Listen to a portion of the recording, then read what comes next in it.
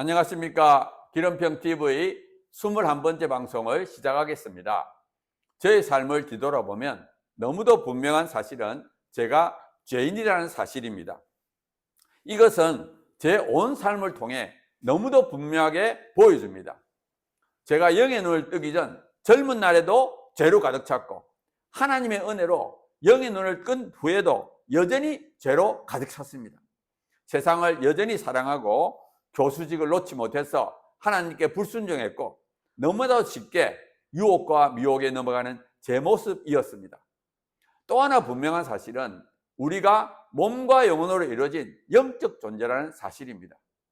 우리가 죽으면 끝나는 존재가 아니라 죽음 이후에도 여전히 존재할 수밖에 없다는 사실입니다. 그렇기 때문에 우리는 죽음 이후에 천국 또는 지옥에 갈 수밖에 없습니다. 그렇기 때문에 사랑이 많은 하나님께서 죽음 이후에 지옥에 갈 수밖에 없는 우리를 위하여 죄와 사탄으로부터 구하기 위한 계획을 세워 놓았습니다. 우리의 힘과 지혜로는 죄와 사탄으로부터 벗어날 수 없는 우리의 무능력함을 알기에 우리가 할 수 있는 방법을 마련해 놓았습니다. 그것이 바로 예수 그리스도입니다. 우리가 어떠한 죄악에 있어도, 우리의 마음이 콘크리트같이 강팍해도, 어떤 상황에 있더라도 예수님을 믿기만 하면 구원받을 수 있는 길을 열어놓았습니다. 그렇기 때문에 우리를 너무 분석하거나 자책하지 말고 하나님께서 우리를 위하여 구원해 놓은 유일한 길, 즉 예수 그리스도를 붙잡아야 합니다. 하나님께서는 우리가 예수님을 믿을 수 있도록 아주 분명한 증거를 충분히 준비해 놓았습니다. 예수님께서 우리의 구세주이며 하나님의 아들임을 우리에게 알려주기 위하여 여러 가지 기적을 보여주었습니다. 예로서 다양한 병자와 장애인을 고쳤고, 즉 불치병인 나병 환자와 중풍병자를 고치시고, 맹인을 눈뜨게 하고 귀머리를 듣게 했습니다. 그리고 죽은 자를 살리고 귀신을 쫓아내고, 물고기 2마리와 떡 5개로 5,000명을 먹이시고, 바람과 바다를 잠잠하게 하시고, 물 위를 걷는 등 정말 하나님이 아들이 아니고서는 도저히 할 수 없는 기적을 행하셨습니다. 특히 예수님께서는 귀신을 쫓아내므로 귀신이 우리의 몸을 조작할 수 있음과, 예수님께서 귀신도 다스리는 하나님의 아들이신가, 우리가 사는 세상이 영의 세계임을 분명히 보여주었습니다. 또한 예수님께서는 제자들에게 병을 고치고 귀신을 쫓아내는 능력을 주셨습니다. 더군다나 예수님께서는 친히 많은 사람들 앞에서 죽으시고 부활하심으로 자신이 하나님의 아들이심을 분명하게 보여주었습니다. 그리고 예수님께서는 자신의 죽음과 부활을 제자들에게 자주 예언했습니다. 예로서 돌아가시기 전날 떡은 자기 몸이며 포도주는 죄 사함을 얻게 하려고 많은 사람을 위하여 흘리는 자신의 피라고 하였습니다. 그리고 가룟 유다의 배신, 베드로의 배신 등을 예언해서 나중에 제자들이 확신을 갖도록 했습니다. 그리고 예수님께서는 자신의 하나님의 아들이며 유대인의 왕이라고 유대인 공회와 로마 총독 앞에서 말함으로써 신성모독죄로 죽으셨습니다. 원래는 대제사장과 장로들이 명절에는 하지 말자고 했지만, 가룟 유다가 예수님을 파는 것으로 인해서 많은 유대인들이 예루살렘에 모이는 가장 큰 명절인 유월절 전날 예루살렘 성문 밖에서 예수님은 십자가 위에 유대인의 왕이라는 패를 붙이고 많은 사람들이 보는 앞에서 공개적으로 죽으셨습니다. 로마 군병들은 예수님께 침을 뱉고 가시관을 머리에 씌우고 갈대를 오른손에 들게 하고 무릎을 꿇고는 유대인의 왕이여 평안할지어다 라는 희롱을 했습니다. 예수님께서는 십자가에서 완전히 벌거벗은 채로 손발에 못이 박히고 죽는 순간까지 지나가는 사람들과 대제사장으로부터 내가 이스라엘 왕 그리스도면 지금 십자가에서 내려와 우리가 보고 믿게 하라고 조롱을 받았습니다.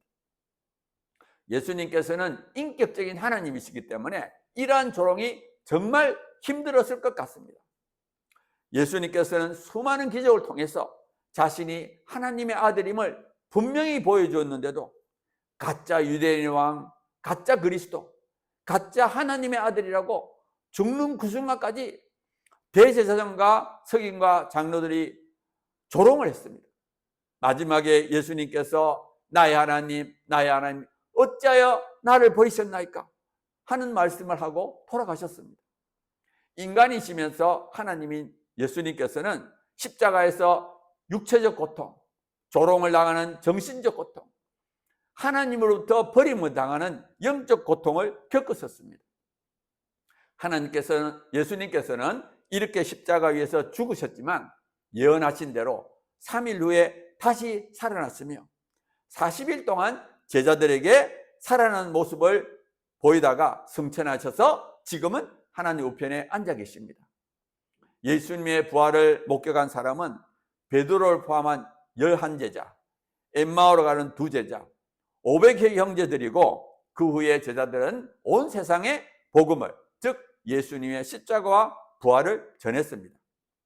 예수님께서 잡혀가실 때 제자들은 모두 도망했지만 예수님의 부활을 목격한 후에는 담대하게 예수님이 죽은 바로 그 예루살렘에서 예수님의 부활을 전했고 박해와 순교를 각오하고 전파했습니다. 또한 제자들이 복음을 전할 때 나타나는 기적과 표적을 통해 많은 사람이 복음을 진리로 믿었습니다. 그 복음이 로마, 유럽, 영국, 미국 등을 거쳐서 한국에까지 들어오게 되었습니다. 우리도 예수님의 십자가와 부활의 복음과 함께 나타나는 표적 등을 보면서 진리임을 믿게 되었습니다. 하나님께서는 우리를 죄로부터 구하기 위해서 예수님의 십자가를 창세전부터 계획하셨습니다. 하나님께서는 우리 행위로는 천국에 갈 수 없고 오직 예수 그리스도를 믿음으로써 천국에 갈 수 있도록 정해 놓으셨습니다. 하나님께서 왜 이렇게 정하셨는지 알 수 없지만 믿음으로 우리가 하나님과 하나가 되어야만 사탄의 미혹을 이길 수 있기 때문이 아닌가 추측해 봅니다. 마치 아버지가 어린아이에게 대도시의 복잡한 지도를 설명하지 않고 아빠 손만 잡고 가면 돼 라고 말하는 것과 비슷하다고 생각합니다. 우리는 연약한 영적 존재이기 때문에 사탄의 미혹을 우리 힘으로는 이길 수 없습니다. 오직 하나님을 믿고 하나님 말씀을 지키고 사는 것만이 우리가 사탄을 이길 수 있는 유일한 길이기 때문에 믿음으로 천국에 가도록 하지 않았을까 추측해 봅니다. 앞에서 말한 예수님에 관한 내용은 우리 지혜로는 맞는지 확인할 수 없습니다.